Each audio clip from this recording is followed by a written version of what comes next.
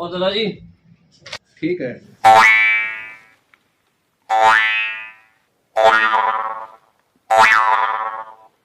कितना रुपया हो गया? 40। लो।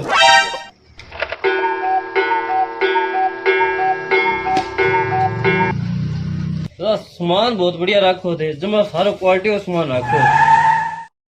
आई गड़ा मैं थाई को देख लूंगा सारा सामान। अड़ा अपनी दुकान है बाइक की, तो मैं रोज की उन्हें सामान ले जाऊँ। आज तो बाद में थाई को सामान ले जाएगी।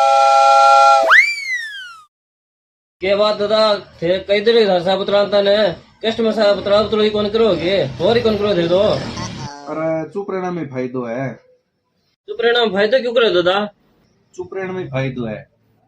कई यहाँ सगे बातचीत कर ली, वह लिहाजी हो गया और उधार लेके पार गया। फिर सामान लेना तो ले ले इतनी साल। कोशिश तुम्हें ही करो था साहब उधार करने की। जैसे था साहब बात ला रहे हो वो केवल उधार कर ही ले।